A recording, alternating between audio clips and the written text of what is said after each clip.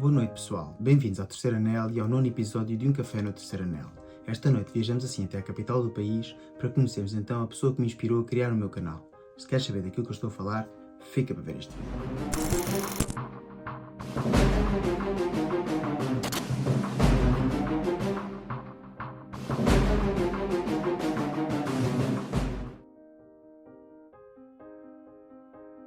Bem-vindos então a Um Café no Terceiro Anel. O espaço promete dar voz a todos os adeptos do Benfica. Mas sem mais, deixo-vos assim com a entrevista com o grande Tiago Vemans, mais conhecido como o Fura-Redes. Bom dia então, Tiago. Bem-vindo ao Terceiro Anel e ao espaço de conversa Um Café no Terceiro Anel. Bom dia, malta. Obrigado, Joel, pelo convite. Grande prazer estar aqui. E viva o Benfica! Para mim aqui é um prazer, assim como já te disse anteriormente, tu foste uma das pessoas que me inspirou a criar o meu canal. És um grande comunicador e és um grande benfiquista, já te sigo há bastante tempo, quer no Twitter, quer no teu blog, quer também no Visão Vermelha. Olha, uma pessoa que gosta do meu trabalho, finalmente. Estou a brincar. Obrigado, Joel. Obrigado. Sempre te considerei um grande comunicador e acho que és uma pessoa que escreve muito bem e que comunica muito bem, que não tens medo de criticar aquilo que achas que está mal no nosso Benfica e não és aquela típica pessoa que gosta de escrever coisas só para ser o que fica bem nas redes sociais. Sim, tal e qual. É um pouco esse o desafio do Fura-Redes, desde o princípio. Um projeto já vai com 12 anos. Sem dúvida que a ideia é ser um adepto comum, normal. Temos dias bons, temos dias maus, dias em que estamos mais contentes, dias que nos apetece falar mais disto ou mais daquilo, mas acima de tudo nunca perder este contacto de querer ser apenas e só um adepto do Benfica. É assim, não sei se já viste algumas das entrevistas anteriores, isto é um espaço de entrevistas, mas existem sim 3 premissas. Já vi, sim, mas vamos a elas. Ora, a primeira premissa é assim, honestidade e sinceridade acima de tudo. A segunda é não caluniar ou não denegrir o nome do Sport Lisboa e Benfica. E a terceira é passar assim um bom bocado. Parece muito bem. Acho que estou prontíssimo para essas premissas. É assim, a entrevista vai consistir então em 11 perguntas standard, que são iguais para todos os convidados, e no final haverá assim uma pergunta joker que foi desenhada apenas para ti. Vamos a isso. Estou Estás pronto ansioso. então? Tudo surpresa porque eu não sei que perguntas são, malta, aí em casa. Vamos embora, vamos começar então. Diz-nos em poucas palavras quem é o Tiago Vemans. Olha, aos 37 anos, um lisboeta, viveu toda a sua vida em Lisboa, obviamente apaixonado pelo Benfica, é o que estou aqui a fazer, mas aos 37 anos uma pessoa que acima de tudo aproveita muito a vida nos momentos de família, cá em casa, com a malta que matura no dia a dia e claro, um pouco menos importante, mas também importante, os momentos que o Benfica nos vai proporcionando, muitos deles bons, alguns maus, mas todos eles muito sentidos e muito apaixonados. É assim, quem vê a tua atividade nas redes sociais até custa acreditar quase que tu tens família, porque és uma pessoa bastante ativa no Twitter, no WhatsApp a quem te conhece, no Facebook, em todo lado, no teu próprio blog, no Visão Vermelha, no YouTube, em todo lado. Cada vez que eu ligo as redes sociais, lá está o Tiago. Quem corre por gosto não cansa e tenho a sorte de ter um trabalho que me permite também. Hoje em dia com o telemóvel é tudo muito mais fácil, né? E dados móveis a pessoa vai tentando, mas mesmo assim às vezes é complicado e algum dos conteúdos sai um pouco de uma forma apressada que eu gostava que fosse mais trabalhado, mas como disse há pouco, a ideia do Fura-Redes é mesmo ser um adepto do Benfica e ser o mais genuíno possível e portanto é normal que às vezes a pessoa diga umas coisas ao lado, outras certas, esse o desafio do Fura-Redes. Ora, agora, falando do teu benfiquismo, diz-nos então porquê é que tu és do Benfica? Olha, pela família, nem tinha hipótese. Eu tenho uma família gigantesca e acho que tenho para aí 4, 5 pessoas do Sporting, tudo o resto é Benfica. Meu pai é do Benfica, ele levava-me ao estádio, é o típico adepto de família, de herança familiar. Graças a Deus. Raramente uma excelente herança. Eu também sou filho de um benfiquista e percebo perfeitamente. Exato, não dá para pensar ter o azar de nascer numa família sportingista. Vai agora ao teu baú das memórias e diz-nos então a tua primeira memória ao vivo com o Benfica, ou seja, a primeira vez que viste assim um glorioso ao vivo, quer tenha sido no Estádio da Luz ou em qualquer outro estádio do país, ou no estrangeiro. Tenho esta história para partilhar com o nosso presidente, o Rui Costa, e espero que ele esteja a ouvir, que seria bom sinal. Mas a primeira memória que eu tenho é provavelmente ao vivo, é provavelmente da melhor exibição que o Rui Costa fez com a camisola do Benfica. 1994, Benfica 2, Parma 1, uma meia-final da Taça das Taças, Estádio da Luz com 90 mil pessoas, um barulho ensurdecedor. Eu acho que nós já não temos noção do que era o barulho daquele estádio. E não havia speakers, não havia música, era mesmo só os benfiquitos a bater com os pés, a bater palmas, era uma coisa impressionante. E a partir daí foi uma paixão que não se consegue explicar, mas que todos nós já sentimos, apesar de ser difícil pôr por palavras. Todos nós sentimos aquele primeiro impacto do que é ver um jogo do Benfica ao vivo. E eu tive a sorte do meu primeiro ser numa vitória com 90 mil pessoas a ver, um momento mágico, nunca me hei de esquecer. E quando for receber a minha águia de prata, vou dizer exatamente isto ao presidente Rui Costa, que acabei de dizer. Quero-lhe dizer isso, que é agradecer também um bocadinho com o meu benfiquismo também. Ele também contribuiu um bocadinho para isso. É assim, muitas desta nova geração que não teve a oportunidade de pisar assim um antigo estádio nunca vai perceber a emoção e todo aquele ambiente que se vivia no antigo estádio. Não vai. Eu aconselho sempre as palavras do Mozart antes da meia-final da Taça dos Clubes Campeões Europeus com o Marselha. Acho que diz tudo. Os jogadores do Marselha, que era uma boa equipa na altura, as pessoas também não têm noção disso, mas tinha jogadores muito experientes, tiveram medo de entrar no estádio. E foi o Mozart que teve que ir trazê-los. Isto é factual, não estou aqui a pintar nada. O Mozart já contou esta história várias vezes. E, portanto, imaginem o que é uma equipa experiente numa meia-final da Liga dos Campeões ter medo para entrar num ambiente em que eles pensavam que estava a haver um tumulto, uma revolução, mas não, era mesmo só o terceiro anel. Era impressionante. E o estádio tem muito essa recordação. O estádio parece que abanava, não era uma coisa fixa. Não sei se era das pessoas a saltar, não sei o que era, mas o estádio parece que tinha ali uma vibração. É verdade, principalmente o terceiro anel, daí também ter dado esse espaço ao meu canal, porque foi algo que me marcou quando eu era criança, ter ido assim ao antigo estádio, estar no terceiro anel, ainda antes de ter cadeiras, naquela altura em que estávamos lá em pé, e que eram milhares de pessoas ali aglutinadas num pequeno espaço, e todas ali concentradas a ver aqueles 11 jogadores a correr atrás da bola, e como muitos adeptos dizem, nem interessava quem era o adversário, a gente estava ali pelo Benfica, fosse um adversário pequeno, fosse uma Liga dos Campeões, a gente ia lá para ver o Benfica, e acho que é um espírito que se perdeu um pouco. Hoje só se vê assim um estádio cheio quando é os jogos grandes. Antigamente, quando o Benfica também era grande em termos europeus, o Benfica também era grande em termos nacionais e o estádio enchia quase sempre, ou perto, ou seja, não teria os 120 mil porque seria a lotação completa, mas não era os 30 mil ou 20 mil como se viu durante muitos períodos de tempo após ter criado assim um estádio novo.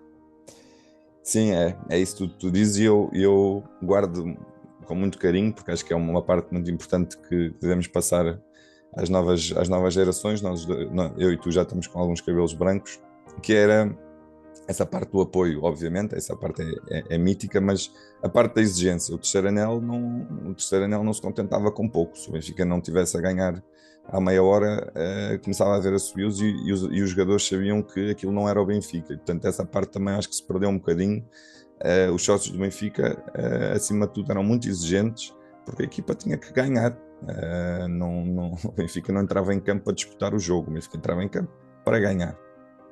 Exatamente, é uma coisa que eu defendo sempre e quando falo nos meus vídeos digo sempre, o Benfica devia entrar em todas as partidas para ganhar, mas não é para ganhar na segunda parte, não é para fazer 10 minutos à Benfica. O Benfica tem que entrar em campo e jogar assim desde o primeiro minuto até o último minuto. É a tal exigência que os adeptos antigamente faziam sobre a equipa, esta pressão que havia, mas também vinha logo desde os treinos eram à porta aberta, perto do Estádio da Luz, e a gente ia lá e a gente gritava com os jogadores, vimos que o jogador não estava a treinar bem. Hoje em dia isso não se vê, as pessoas treinam no Seixal, à porta fechada, hoje são vedetas, são estrelas, naquele tempo eram jogadores do Benfica, hoje são profissionais de futebol, em vez de ser assim um atleta, não, é mais uma figura mediática da atualidade.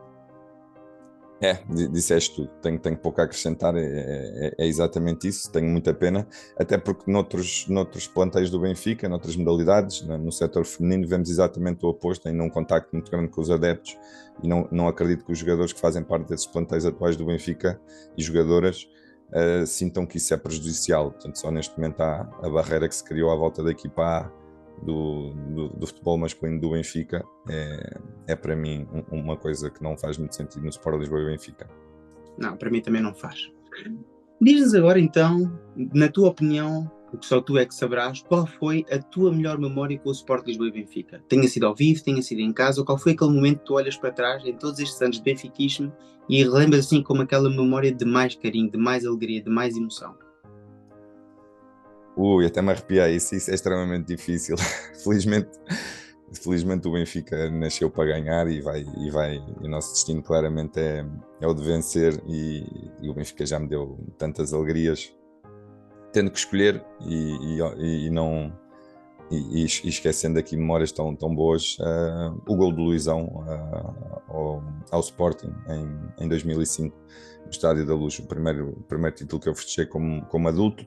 Eu lembro-me do 6-3, lembro-me de estar a ver com o meu pai e com o meu tio o 6-3, mas obviamente tinha 8 anos, portanto não é a mesma coisa.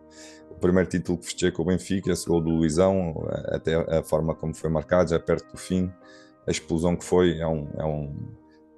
ter que ser agarrado por uma pessoa que eu até hoje não sei quem é, para literalmente não cair do terceiro anel no meio daquela confusão e daqueles festejos, é uma coisa inesquecível. O primeiro título é sempre especial.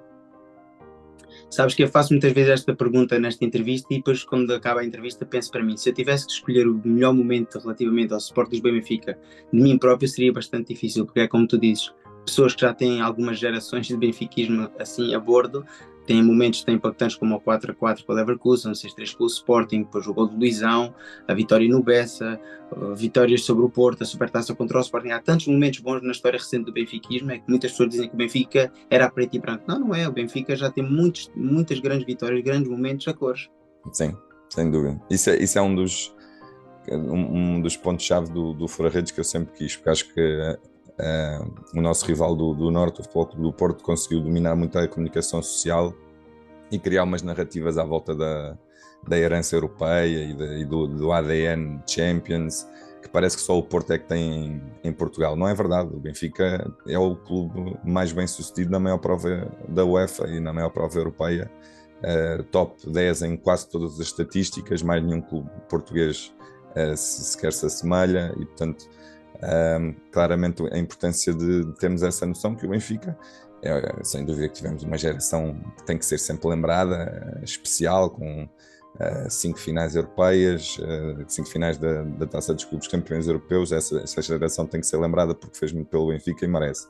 Mas desde aí o Benfica tem ganho, e é o maior clube de Portugal de longe, nem vale a pena tentar mascarar esse facto. Sim, basta pensar que nos últimos 10 anos nós ganhamos 6 campeonatos, temos 60% de vitórias em termos da principal prova do campeonato nacional. E muita gente não pensa assim. Pensa, o Benfica ganhou o Tetra e já está. A partir daí foi tudo para o Futebol Clube do Porto. E não, nos últimos 10 anos o Benfica tem 6 campeonatos, contra apenas 3 do Futebol Clube do Porto e 1 do Sporting. O Benfica tem esta estratégia comunicacional de deixar um pouco o Porto dominar estas narrativas, mas os factos estão aí. Eu tenho pena que o Benfica não dê um bocadinho mais luta a desmascarar estas inverdades, digamos assim. Tenho pena, mas estamos cá também nós, os adeptos do Benfica, para defender o nosso clube. Também somos importantes, sem dúvida nenhuma.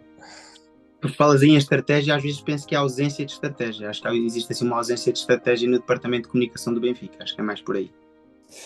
Custa-me acreditar, porque no século XXI uma instituição como o Benfica, e em termos empresariais é uma das maiores empresas do país, obviamente, ou pelo menos uma das mais impactantes e com...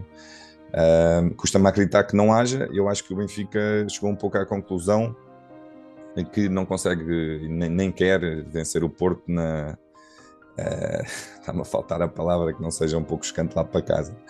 De sujidade um pouco, o Porto gosta de trazer para depois trazer aquela coisa da raça, aquela coisa do contra tudo e contra todos. O Benfica acha que não consegue vencer o Porto aí e que prefere jogar as suas armas em campo. Eu acho que hoje em dia, no século XXI, como disse há pouco, muita coisa se joga nos mídias e na comunicação social e espero que o Benfica mais cedo ou mais tarde comece a dar um bocadinho mais luta, porque é o que eu digo, quer dizer, esta coisa custa muito. Eu vejo às vezes as pessoas a falar do ADN Champions e que o Porto tem ADN Champions. Desculpem lá, o Benfica é que tem ADN Champions, o Benfica é que é o grande recordista português nessa competição. O Porto, não vou mentir, o Porto tem feito boas campanhas e ainda o ano passado fez uma campanha que começou com 2 derrotas e depois passou a fase de grupos, uma boa campanha do Porto, mas o Benfica é o maior em termos estatísticos naquela competição e custa muito. Parece às vezes liga-se a televisão e o ADN Champions do Porto, é uma coisa que me irrita. O Benfica é que tem Sabes, ADN. como tu sabes, eu vivo nos arredores de Londres e, por exemplo, aqui quando a gente fala com inglesas, as pessoas conhecem o Futebol Clube do Porto das últimas 2 décadas, porque, pronto, desde que é verdade, o Futebol Clube do Porto ganhou 2 Ligas de Campeões nas últimas décadas, mas as pessoas mais antigas, as pessoas inglesas, recordam com muito carinho o Benfica dos anos 60, dos anos 70, dos anos 80. Toda a gente fala o grandioso Benfica, o glorioso Benfica, do Eusébio. As pessoas lembram-se perfeitamente e as pessoas dizem que quando o Benfica vinha jogar em Inglaterra, ou quando o Benfica saía na Taça dos Clubes Campeões Europeus, os adeptos ingleses tinham medo do Benfica. O Benfica era mesmo um grande europeu e isso é algo que esta nova geração não tem essa noção, porque cresceram à sombra do Vietnã. Muitos destes rapazes novos que têm 25, 30 anos ouviram falar do Vietnã, mas experienciaram enquanto crianças e não têm noção nem do impacto que o Benfica tinha nos anos 70 ou 80. Não, era uma autêntica loucura.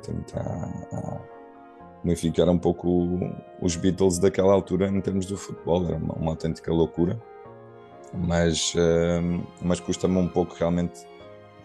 Eu acho que o Benfica é um clube tão especial, ainda por cima nesta fase que estamos a viver dos petrodólares e do afastamento portanto, dos sócios e dos adeptos,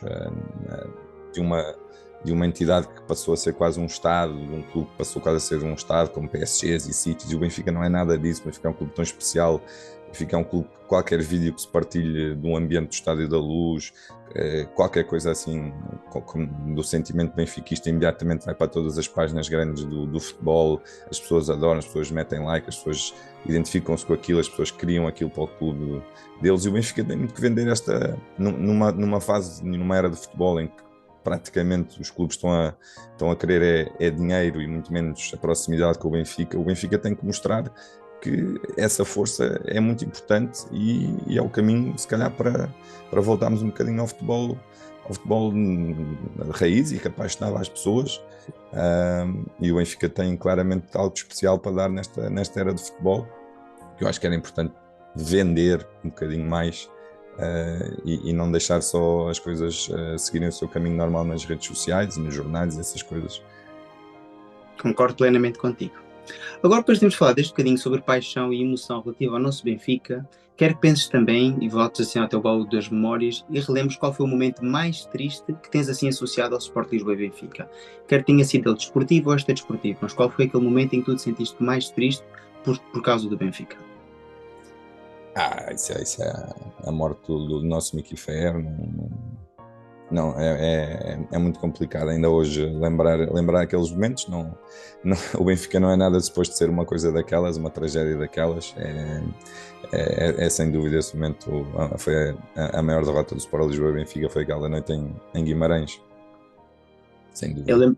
lembro perfeitamente dessa noite, foi uma das noites que mais me impactou em termos do desporto. Já vimos vários atletas falecer ao vivo.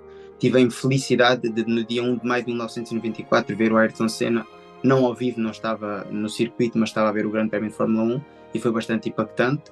Lembro-me perfeitamente do Foy quando morreu em campo, mas naquela noite, estar a ver aquele jogo pela televisão, estava a estudar, nunca mais me vou esquecer, estava a estudar, estava na universidade, ver aquele momento, aquilo impactou-me bastante, não estava nada à espera.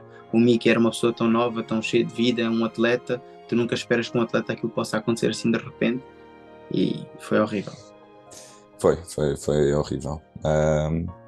Para animar um bocadinho aqui a conversa, porque é sempre difícil falar disto, mas cá em termos desportivos, o pós-jogo em que chorei mais foi em Amsterdão, quando fui ver o Benfica 1, Chelsea 2, a final da Liga Europa. Esse jogo só me tiraram do estádio. Os amigos com que eu estava tiveram que ligar ao meu pai para eu sair do estádio, porque eu não queria ir embora. Foi difícil. Tinha acabado de estar também, tinha estado uma semana antes no Dragão para ver o jogo em que o Kelvin marcou, e aquilo foi complicado de gerir numa semana ou em 10 dias, ou que foi aquilo. Dois golos tão tardios tirarem-nos uma alegria tão grande. Essa época foi complicada, é Foi verdade. complicado. Diz-nos agora qual foi a coisa mais louca que tu já fizeste pelo Benfica.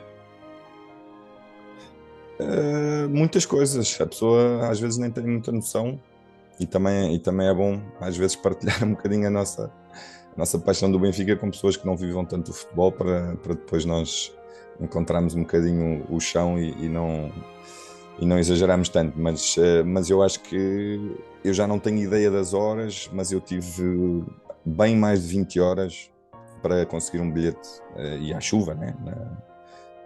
Nem estava a chover naquele dia, mas estava frio, para conseguir um bilhete para a inauguração do novo Estádio da Luz.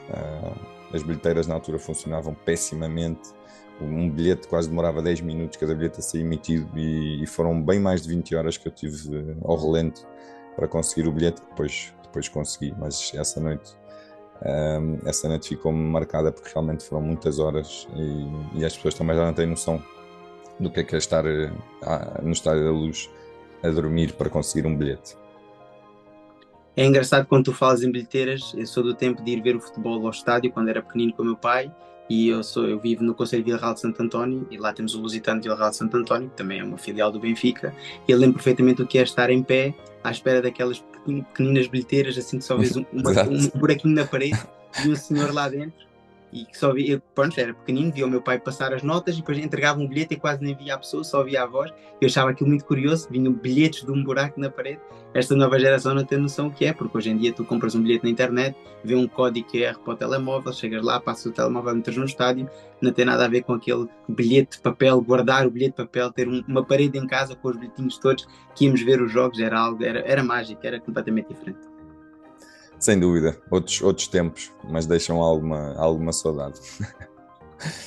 Por falares em outros tempos, de certeza que tu, como qualquer outro rapaz que seguia o Benfica quando era novo, davas os pontapés numa bola com mais ou menos qualidade, mas de certeza absoluta que tu tinhas um ídolo de infância, e de certeza que esse ídolo era do Sport Lisboa e Benfica. Quem era assim o teu ídolo do Sport Lisboa e Benfica? Aquele jogador que tu sonhavas ser?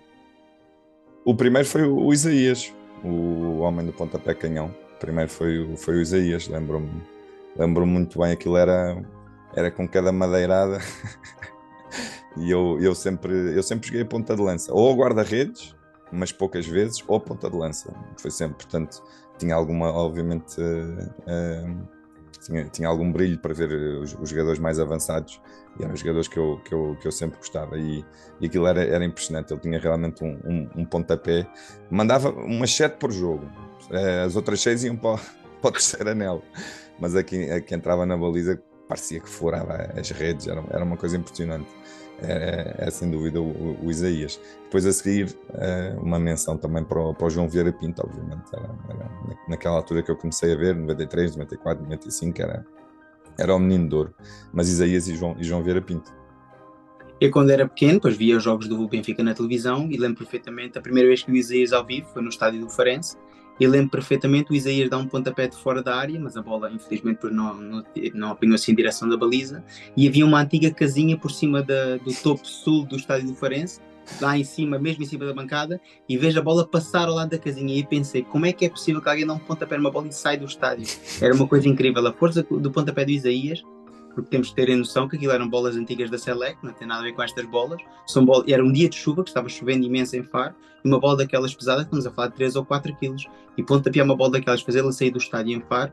Digo-te, eu já joguei no estádio do Farense a brincar, e não é fácil, muitas vezes com o terreno ensopado, conseguir rematar a baliza, quanto mais fazer uma bola sair do estádio. Era isso mesmo, era incrível. E acabou por marcar alguns golos importantes. Era um jogador que eu tinha um carinho especial, mesmo a maneira dele ser, o festejo que teve em Alvalade, no 6-3, era ele, era. Sim, foi o mítico herói da vitória contra o Arsenal. Também, grande jogo. Esse não me lembro, mas obviamente é uma das noites douradas da história do Benfica. Pois, eu sou um bocadinho mais velho do que tu, e ainda consegui apanhar isso ao vivo isto é, ou seja, vendo em casa pela televisão. Naquele tempo era impossível a gente apanhar um avião para ir ver um jogo em Inglaterra, ou quase em Espanha era impossível da gente conseguir ir ver um jogo, quanto mais ir ao estrangeiro seguir o Benfica, não era como hoje. Exatamente.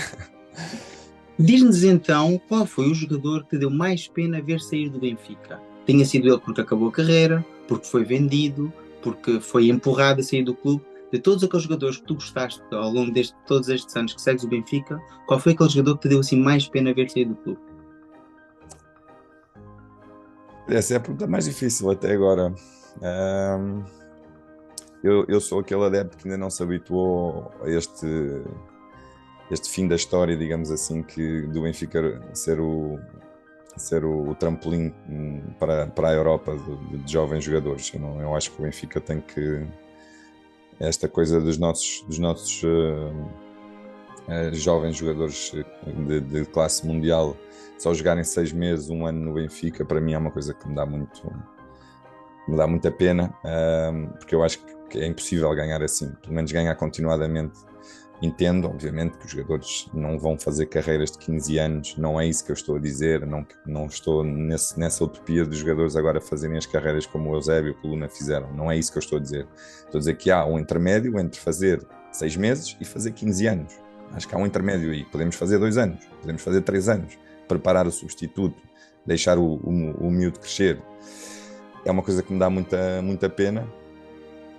E portanto esta geração toda, Renato Sanches, o João Félix, mesmo agora o Gonçalo Ramos, que era o jogador que eu gostava mais, é difícil escolher, mas se calhar responder à tua pergunta de uma maneira um pouco diferente, o que me dá pena é ver realmente estas saídas constantes dos nossos jogadores que a partir do momento que mostram ao mundo que são jogadores de classe mundial, têm 6 meses de casa e depois é para vender. Tenho muita dificuldade em aceitar isso e acho que o projeto do Benfica... Porque, repara, nós já estamos com este projeto, não diria 20 anos, quando o Luís Filipe foi não era bem assim, mas eu diria uns bons 15 anos que já estamos com este projeto. E a verdade é que o máximo que conseguimos foi chegar aos quartos de final da Liga dos Campeões. Isto tem que pesar na avaliação da estrutura se deve-se continuar a apostar nesta estratégia ou não. Há muitos milhões para fazer na Liga dos Campeões, há muitos milhões para fazer com interesse de uma equipa que vai às meias finais, que vai à final, milhões limpos, milhões que entram na conta diretamente, não há comissões, não há aquelas coisas todas que nós contamos. E portanto, respondendo à tua pergunta de uma maneira um pouco diferente, a minha tristeza é ver que o Benfica se tornou numa plataforma giratória de lançamento de jovens talentos. Tenho muita pena disso. Antigamente o Benfica costumava ser assim o endgame, passa assim o estrangeirismo, ou seja, os jogadores criavam-se noutros campeonatos e queriam vir para o Benfica. Eu lembro perfeitamente de fazer coleções de cromos em 92, em 94, vermos cadernetas do Mundial, do Europeu, e ver lá jogadores da Suécia, da Rússia, de muitos sítios do mundo, e os jogadores jogavam no Benfica. E isso era um orgulho para nós, para quem era adepto benfiquista, comprar os cromos, porque antigamente as cadernetas vinham o nome do jogador, dentro da sua seleção, e entre parênteses por baixo vinha o clube. E aquilo era um orgulho para mim a ter jogadores do Benfica. Chegava a tentar fazer a equipa do Benfica em cromos, procurar. Claro que os portugueses, como não participavam nessas competições, não os tínhamos, mas tentar fazer a melhor equipa possível do Benfica com os cromos que havia. E era fácil, porque íamos à Suécia e tínhamos o Terno, depois mais tarde na Rússia tivemos o Kulkov e o Jura. Havia sempre jogadores estrangeiros no Benfica, mas eram jogadores de topo das seleções. E não eram jogadores, não eram, como tu dizes, não eram miúdos novos à procura do Benfica para usar assim como um trampolim europeu. Eram jogadores que eram feitos, eram jogadores que vinham trabalhados, bons jogadores, tivemos o Aldair, vários brasileiros, o Ricardo, o Val, era uma equipa de jogadores feitos que vinham para o Benfica para estar no Benfica. E hoje em dia, como tu dizes, muitos destes miúdos da formação, e tivemos exemplos até mais extremos, tu falaste aqui em alguns, mas tivemos exemplos mais extremos como o Ndur, por exemplo, este ano. Quantos minutos fez o Ndur na equipa principal antes de sair para o Paris Saint-Germain? Realmente saiu para o Paris Saint-Germain? Não, eu acho que é mais uma manobra do empresário. Mas ao fim e ao cabo, pouco tempo ou nada dá ao Benfica. Sim, e não é possível em todos os jogadores, e eu percebo, obviamente, para mim é muito fácil falar que o presidente também não pode, sendo confrontado com uma vontade inabalável do jogador em querer sair, é complicado também, uma situação muito complicada para o presidente do Benfica. É sem dúvida, eu sou adepto do Benfica, não tenho essa preocupação, portanto eu vou falar como adepto do Benfica, que eu acho que é importante, mas eu vejo em muitos jogadores, vi em Gaetan, mesmo no próprio João Félix, que se eles dissessem, olha, ficas mais um ano no Benfica, eles não iam ficar contra ele. Vão-me dizer mesmo que o João Félix tinha recusado a jogar pelo Benfica, se tivesse ficado no Benfica. O João Félix é um mau exemplo, saiu pela cláusula, mas vão-me dizer... o Gonçalo Ramos este ano tinha-se recusado a jogar pelo Benfica, vão-me dizer que isso é verdade. Não. Portanto, no que estavas a dizer, eu acho que hoje em dia ainda podemos ter esse tipo de ligação com o clube, porque o Benfica é um clube muito especial. Eu acho que é o próprio clube que não fomenta essa relação. Portanto, a partir do momento em que chega uma grande proposta, imediatamente a solução é sair. Eu acho que às vezes é complicado analisar as direções, isto é a minha opinião pessoal, mas não estou a falar, pronto, muitas pessoas referem-se a este anterior período do vieirismo, mas já anteriormente, já no tempo do Jorge de Brito e depois mais tarde no Vale Azevedo, antes da gente saber o que o Vale Azevedo era, eu acho que às vezes é complicado gerir também a pressão social. Porque imagino às vezes, pronto, não tenho qualquer noção de gestão desportiva, nem pouco mais ou menos, a minha área é a saúde, mas imagino estar assim na posição de um presidente ou do gestor do Benfica e ver toda esta pressão mediática, social, cada vez que é para vender um jogador, porque, como é lógico, o adepto normal, como eu ou tu, não queremos saber do dinheiro, não é os milhões que nos vão dar um título, a gente não vai para o Marquês fechar uma venda, como já, muitas vezes a gente diz no Twitter. Ninguém vai fechar a venda do João Félix, ninguém vai fechar a venda do Gonçalo Ramos. Vamos fechar um título, nem que seja a Taça da Liga, o campeonato, a gente vai para o Marquês festejar. A gente fala nas redes sociais das vitórias do Benfica, das vitórias desportivas, mas acho que é bastante complicado para eles que estão a tentar gerir um clube, como a gente sabe, tem milhares e milhares de empregados, que a gente não se pode esquecer que o Benfica não são só aqueles 15 ou 16 pessoas que a gente conhece no futebol. Há desde a pessoa que lava a roupa até a pessoa que lava o chão. O Benfica tem muitos empregados e as contas têm que ser pagas. Não podemos ter um Benfica gerido de uma forma amadora, como se geriu em tempos, no final dos anos 80 e princípio dos anos 90, que quase levamos um clube histórico à falência, como tu sabes. Sim, sim, sim. É evidente e a parte financeira tem um peso enorme nos dias de hoje no que é a gestão do futebol. Mas a questão também é que essa parte o Benfica claramente tem mostrado uma solidez muito grande. Portanto, eu acho que se as pessoas pensam, vocês não querem saber das finanças do clube, vocês são lunáticos. Não é questão disso. E eu tenho a certeza que quem lá está no clube tem essa formação e vai defender o Benfica nesse aspecto. O meu problema é abusarem em defender demasiado só esse aspecto. Portanto, eu vou criticar a outra parte. Agora, eu, evidentemente, se um clube começar a ser gerido por um Vale Azevedo, eu vou olhar para a parte financeira. A questão é, a direção tem sempre de ser chamada um bocadinho, eu acho que para os meios termos. O Benfica, nestes últimos 2 anos, fez uma data de dinheiro. Não me vão dizer que este Benfica está com problemas financeiros. Então temos que. Então aí fico mesmo preocupado, porque vamos ver as vendas milionárias que o Benfica fez, o dinheiro da Champions, empréstimos obrigacionistas, quer dizer, tem entrado dinheiro no Benfica. O Benfica não pode estar falido.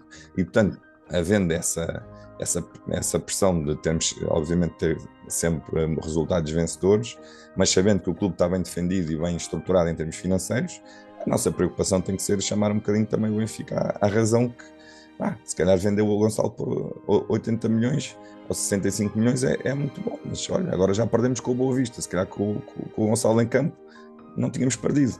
São situações difíceis, mas acho que a direção deve conviver com a nossa paixão e também com o nosso conhecimento do clube de uma forma natural. Nós queremos todos é que o Benfica ganhe. Isso aí nunca pode ser posto em causa.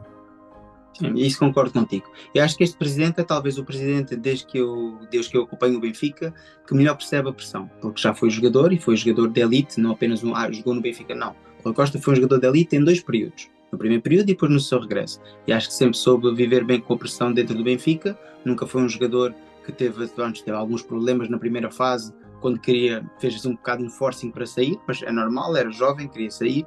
E eu acho que ele entende bem essa parte dos jogadores, quando os jogadores fazem forcing, porque também foi o caso dele. Na altura até se falou que estávamos a cortar as pernas ao Rui Costa, porque não deixávamos sair para a Espanha, porque havia interesse do Real Madrid, do Barcelona, e depois o mesmo acabou por sair para a Itália para a melhor proposta financeira. Mas nesse aspecto eu também estou de acordo contigo. Acho que o Benfica agora que tem uma solidez financeira que é inabalável, acho que é inquestionável que o Benfica nos últimos 2, 3 anos fez quase 500 milhões de euros em receita. Neste momento tem que começar a pensar num programa desportivo sério, porque não podemos continuar a falar de um Benfica europeu e, como tu dizes, só chegamos aos quartos de final, porque isso não é um Benfica europeu. Isso é um Benfica que faz uma boa fase de grupos e depois apanha um adversário ali mais ou menos e passa. Passámos com o Ajax, passámos com o Bruges, não é que ganhámos ao Real Madrid ou ao Manchester City, com todo o respeito ao Ajax ou ao Bruges. Sim, sim, sim. São 4, temos que avaliar o Rui Costa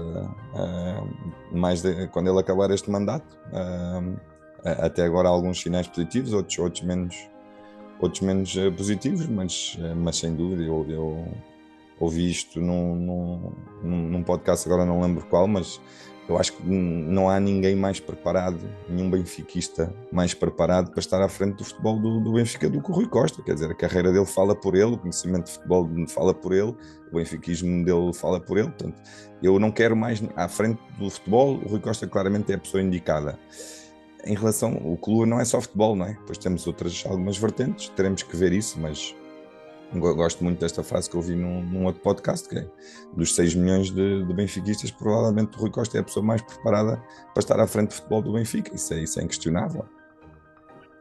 Andámos aqui um bocadinho às voltas a falar de outros assuntos, depois de falar então de jogadores que te deram pena ver sair do Benfica, mas esta pergunta é de certeza especial para ti. Porque este jogador tu não tiveste pena de o ver sair do Benfica? Quem foi o pior jogador que tu viste jogar com o manto sagrado? Tenha sido na televisão ou ao vivo, mas aquele jogador que tu pensaste, eu fazia melhor do que ele.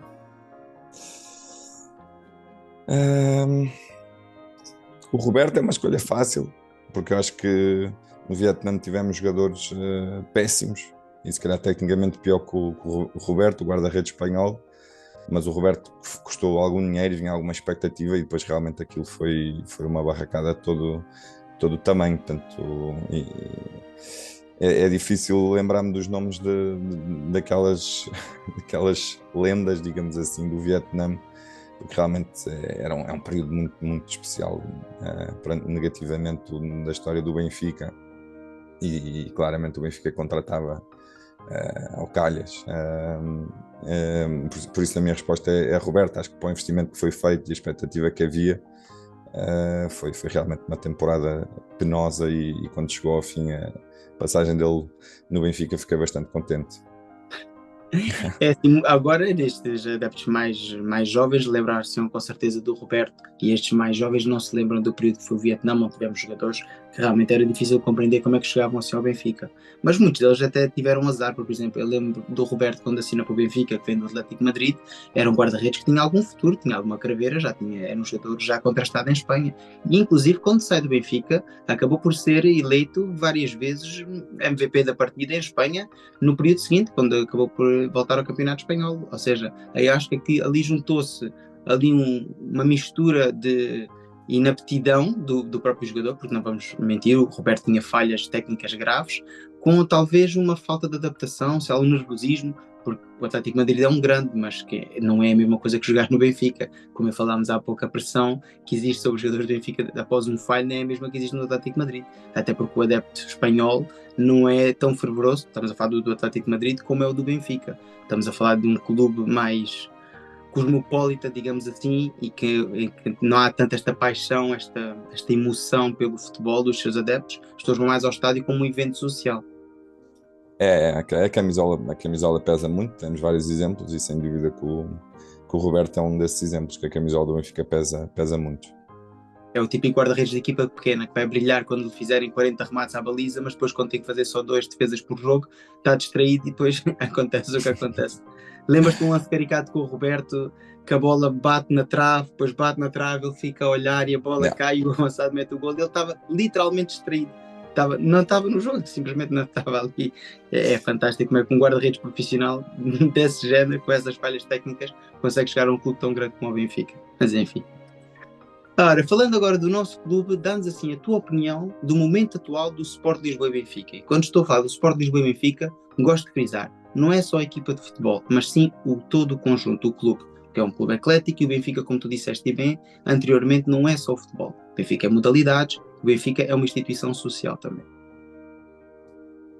É um momento positivo. Eu acho que o Benfica, temos que ser sinceros, é lógico que nós queremos sempre mais, e a exigência do Benfica em todas as modalidades, em todas as secções, é de 3 em 3 dias ou de 7 em 7 dias. O objetivo é claro, no clube como o Benfica, ganhar o próximo jogo, ganhar a próxima taça, mas eu avalio como positivo. Acho que para quem viveu o Vietnã é indiscutível que o Benfica é uma marca completamente diferente, é um clube completamente diferente dos perigos que corremos ali no final do último século. Eu acho que estamos a viver aqui um período também de alguma transição,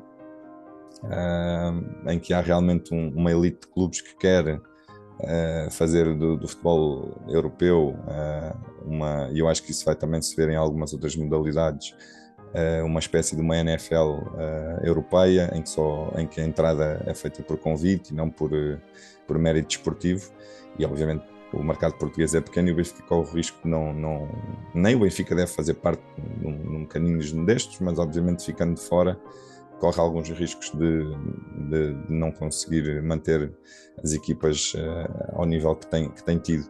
E portanto eu acho que há aqui um momento de alguma transição numa era nova para o futebol, que não se sabe bem o que é que vai ser, e o Benfica deve estar muito atento a isso, não deve vacilar, deve investir, mas avaliando o momento do Benfica eu dou uma nota positiva. Quer dizer, nós temos um clube forte, um clube que claramente os nossos diretos rivais invejam. Nós já tivemos alturas não assim tão longínquas em que invejávamos uma outra coisa do Futebol Clube do Porto.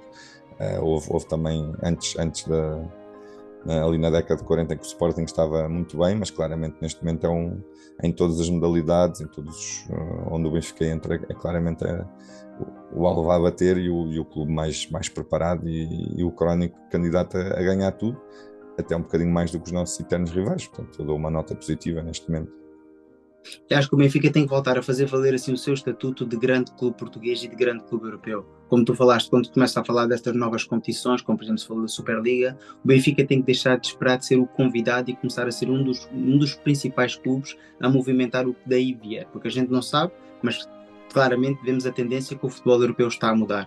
Todos os anos a UEFA tenta dar mais prémios aos clubes, não é porque a UEFA quer agora perder dinheiro e dar mais dinheiro aos clubes. A UEFA também é uma instituição financeira e de certeza absoluta que prefere guardar os milhões para eles. Não venham agora tentar vender que a UEFA agora é Caritas e quer dar dinheiro aos clubes. Não. A UEFA está a tentar comprar os clubes para que os mesmos não se movam para um projeto, como tu estavas a dizer, mais americanizado, como a gente vê, por exemplo, a NBA ou a NHL, onde é uma coisa muito mais profissionalizada e que a gente vê que os clubes podem perfeitamente jogar de costa a costa nos Estados Unidos sem qualquer problema. E os clubes aqui na Europa já perceberam que podem movimentar muitos mais milhões do que aqueles que a UEFA dá, e eu acho que o Benfica tem que ser partícipe nisso, ou seja, não que queira demover o futebol do modelo atual, mas se o futebol vai evoluir, o Benfica tem que estar na frente, o Benfica não pode esperar ser um convidado.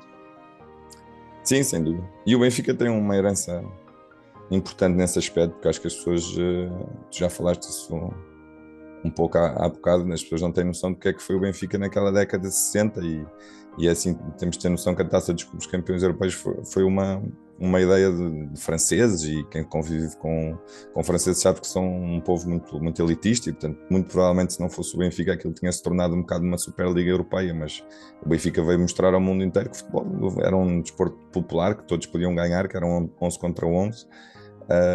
E na altura Portugal era um dos países mais pobres da Europa, chegou e venceu os grandes, e acho que isso apaixonou ainda mais as pessoas para o desporto que é o futebol, que é realmente esta questão da total democracia no futebol. Portanto, as equipas são todas importantes, porque realmente naquele jogo uma grande equipa pode fazer 40 remates, mas se a outra falar uma vez e marcar, ganha o jogo, e é isso que o futebol tem que ser sempre. O Benfica tem uma herança importante porque foi realmente a primeira equipa a dizer: olha, as competições europeias é uma coisa engraçada, mas é para toda a gente, não queremos cá competições elitistas nem superligas, e portanto agora esses interesses já voltaram em cima da mesa. O Benfica tem que voltar a ser um bocadinho o farol nesta discussão e mostrar que realmente que é interessante ter um Benfica, como tivemos no ano passado, uma equipa que as pessoas na Inglaterra e começaram a seguir e começaram a dizer que como seria engraçado, temos um jogo com o Benfica na Nápoles, um ar fresco nas competições europeias, clubes novos a aparecer. Isto tem que ser o futuro do futebol. Já foi o passado, tem que ser o futuro, e o Benfica é uma instituição que faz parte desse ar fresco que sempre o futebol europeu precisa. Pois é, uma das coisas que tu fizeste aí bastante bem é que o Benfica já foi um dos maiores clubes europeus, e esse estatuto nos últimos 30 anos, agora talvez na última década tenhamos reavivado um pouco isso, mas nos últimos 30 anos perdemos um bocado a luz que desguiava, ou seja, o nosso objetivo que era continuar a ser grandes na Europa.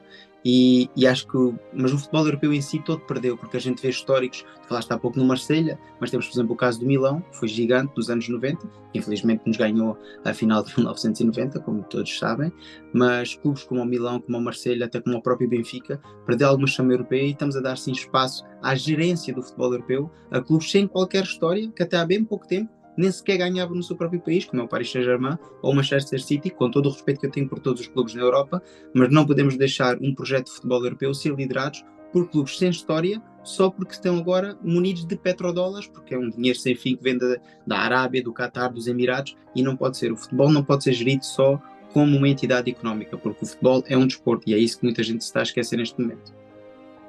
Exatamente, João, exatamente. É isso mesmo.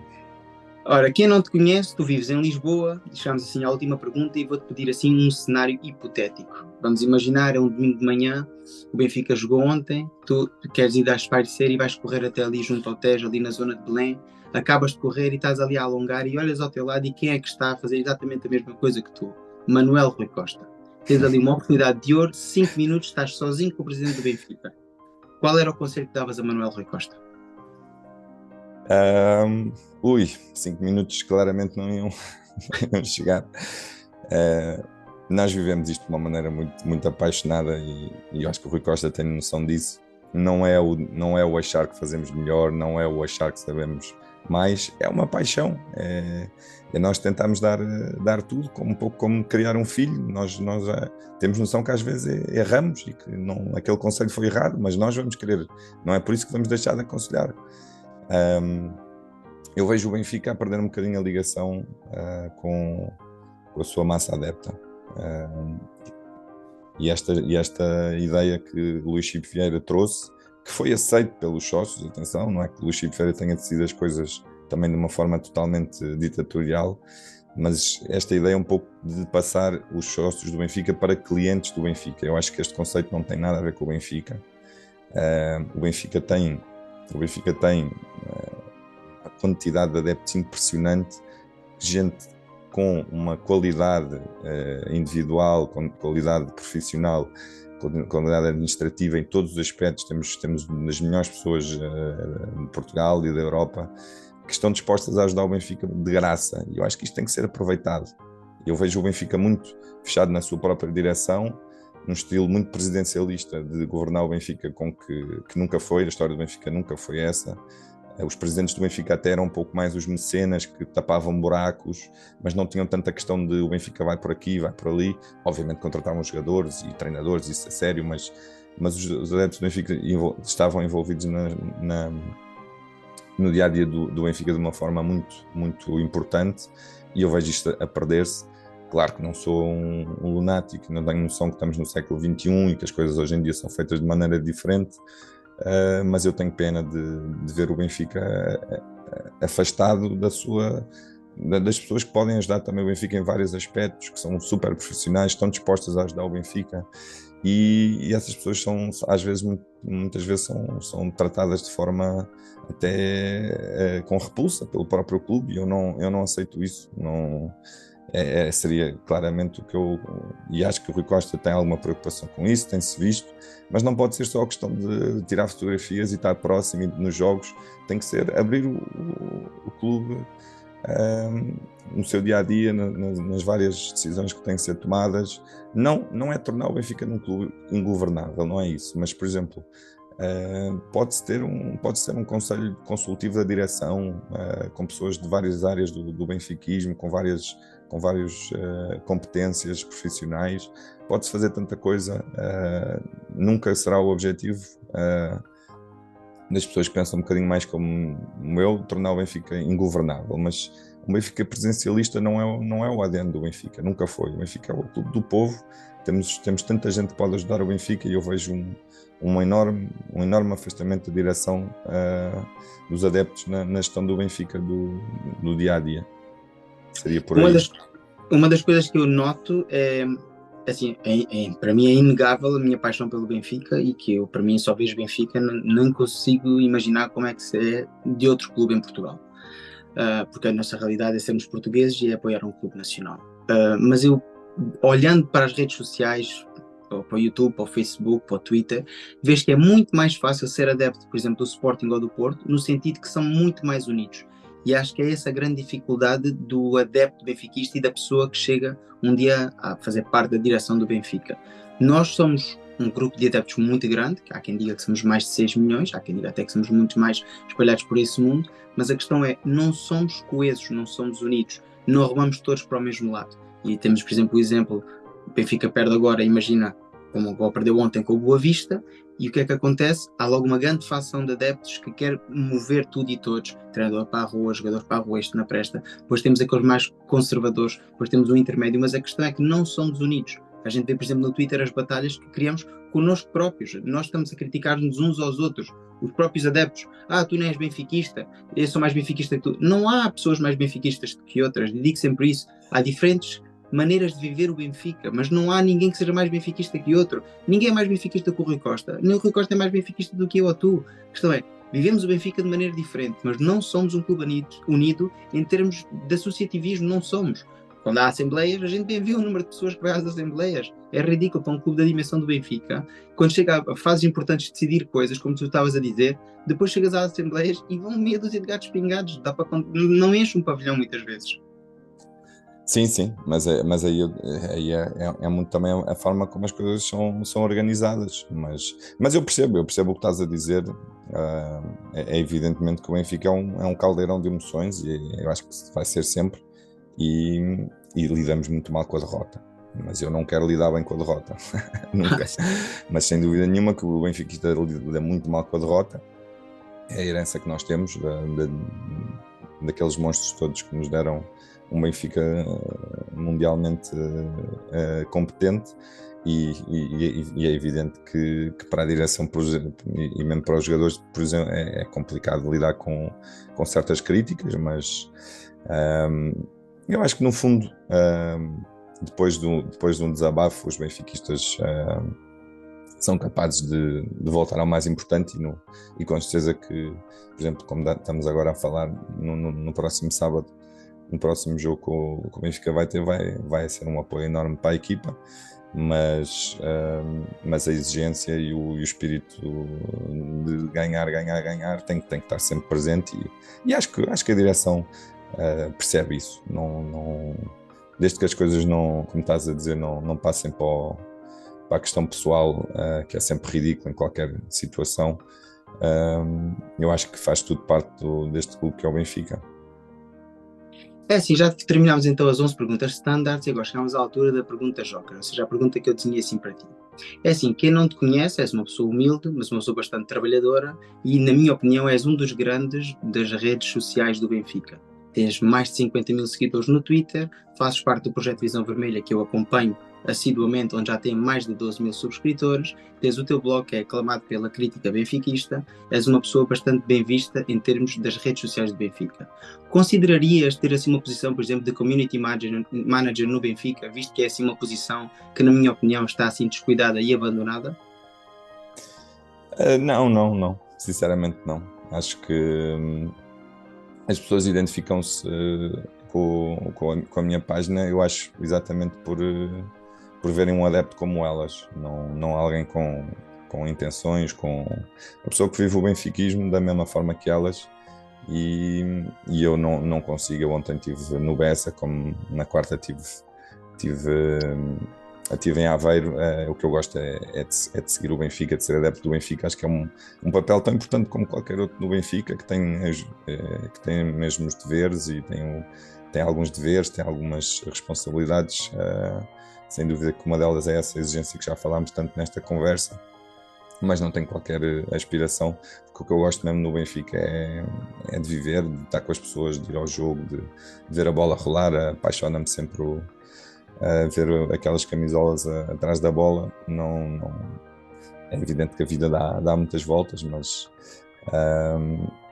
sem dúvida que o objetivo do Fora Redes é claramente ser uma página de um benfiquista como outro qualquer. Há pouco tempo vi um programa vosso no Visão Vermelha em que tinham vários intervenientes de outros espaços também do YouTube e falavam nisso mesmo, que o Benfica não tem assim uma ligação entre as redes sociais e o adepto e o clube. E eu acho que acho que é o enfoque do community manager que se dá em Portugal que está errado, na minha opinião. Pois eu acho que as redes sociais, o Benfica devia usá-las para atrair os adeptos, não para termos financeiros nem económicos, nem para tirar proveito, mas sim para ter outra vez os adeptos mais perto do clube, porque há tantas formas de incluir assim os adeptos no dia a dia do clube e muitas vezes só se olha para a parte financeira para tentar lucrar com o adepto. O adepto vive o Benfica porque é apaixonado pelo Benfica, mas não temos de estar sempre a tentar extorquir o adepto, sacar mais dinheiro por camisolas, por cascos. Não, o adepto está ali para ver o clube, para desfrutar com o clube.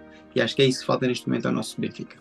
Sim, sim, concordo, sim, sim. Não, isso teria muitas sugestões para dar à equipa que trata das redes sociais do Benfica, sim, sem dúvida que ver uma página oficial do Benfica fazer dois tweets por dia ou o Instagram com 2 conteúdos por dia, acho que é muito pouco. Acho que hoje em dia as páginas têm que tentar pelo menos conteúdos 3 em 3 horas, 4 em 4 horas, porque, e sobretudo eu vejo o Benfica muito afastado desse, que já falei aqui um bocadinho, que eu acho que o Benfica tem coisas tão especiais que devem ser partilhadas, não é a questão de queremos dizer que somos melhores que os outros, mas exatamente voltando àquilo que já dissemos, num momento do futebol em que há uma apropriação destes emblemas históricos e que tinham tanta ligação ao seu público por estados quase, por fortunas completamente desligadas do desporto. O Benfica tem que mostrar que realmente clubes ligados ao povo ainda têm tanto para oferecer e vídeos tão engraçados que se podem partilhar, histórias tão engraçadas. Eu ontem no Bessa, quer dizer, a pessoa entra numa bancada de 3.000 pessoas, só ouve a pronúncia do Norte, quer dizer, no meio da cidade do nosso, ultimamente tem sido o nosso grande competidor. É impressionante a recepção que se faz aos adeptos do Benfica em todo o lado. Isto deve ser partilhado não para dizer que somos maiores, não para dizer que somos melhores, mas para dizer que realmente há aqui um caminho que pode ser diferente num futebol em que se está a tornar completamente desligado das pessoas e dos seus adeptos apaixonados. É isso, concordo completamente contigo.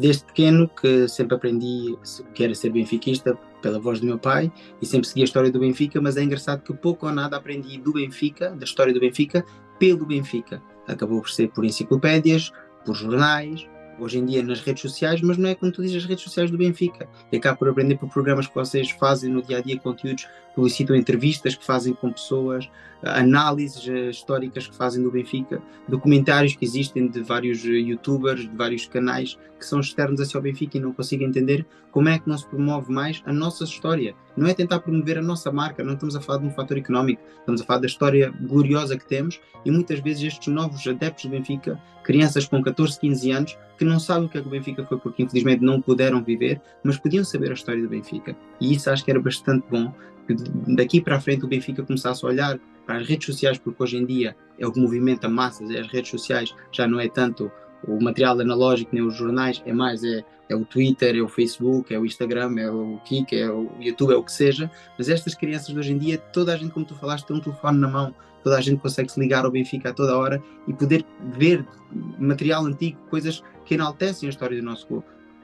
Sem dúvida, a parte da história para mim é muito, muito maltratada no Benfica, e olha, por acaso foi uma coisa o Luís Filipe Vieira até eu avalio como positivo, que foi a questão do museu, sem dúvida que foi uma obra muito importante que ele deixou, nem tudo foi mau, mas essa parte concordo plenamente e estava-me aqui a lembrar que eu acho que o Benfica também se esquece que o secretismo não vai ajudar em nada. Portanto, há certas coisas que nós às vezes somos críticos que não percebemos. Eu lembro-me que o Everton de Cebolinha deu uma entrevista a um podcast brasileiro e eu consegui perceber o que é que ele estava a passar. Ok, posso achar, ok, então ele não deve estar no Benfica se ele não tem estofo para isto. Agora, nós não percebíamos o que é que acontecia. Chegou um jogador, um MVP da Copa da América, um jogador de grande renome e não consegue jogar. O que é que está a passar?